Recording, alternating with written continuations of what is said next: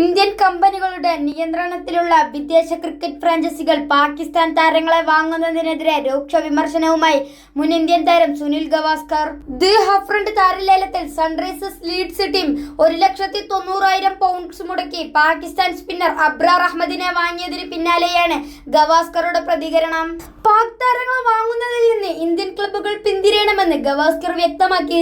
Sunrisers അബ്രാറിനെ വാങ്ങിയതിൽ team സമൂഹ മാധ്യമങ്ങളിൽ വലിയ സൈബർ ആക്രമണമാണ് നേരിടുന്നത്.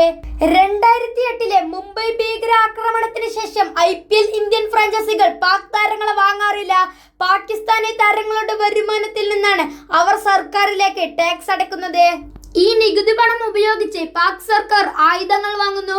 ഇത് പരോക്ഷമായി ഇന്ത്യൻ സൈനികരുടെയും സാധാരണക്കാരുടെയും മരണത്തിലേക്ക് നൽകുന്ന സംഭാവനയാകും.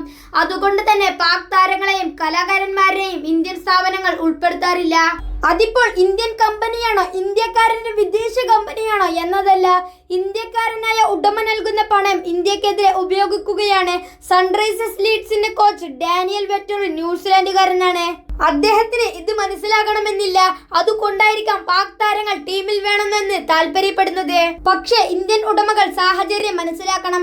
ഇന്ത്യക്കാരുടെ ജീവനേക്കാൾ വലുതാണ് കിരീടങ്ങൾ വിജയിക്കുന്നത്, ഗവാസ്കർ ചോദിച്ചു. സൺറൈസേഴ്സ് ടീമിന്റെ ഹോം അവേ മത്സരങ്ങളിൽ ആരാധകരുടെ പ്രതിഷേധം കാണാൻ സാധ്യതയുണ്ട്. ഇത്തരം തീരുമാനങ്ങളിൽ നിന്ന് പിന്നോട്ടു പോകാൻ ഇനിയും സമയമുണ്ട്, ഗവാസ്കർ പ്രതികരിച്ചു. അതേസമയം പാക് താരത്തെ സൺറൈസേഴ്സ് വാങ്ങിയതിൽ ഒന്നും ചെയ്യാനില്ലെന്നാണ് BCCIയുടെ നിലപാട്. വിദേശ ലീഗുകളിൽ ആരൊക്കെ വിറ്റുപോകുന്നതെന്ന കാര്യത്തിൽ BCCIക്ക് തീരുമാനമെടുക്കാൻ സാധിക്കില്ലെന്ന് BCCI vice president Rajesh Shukla പ്രതികരിച്ചു.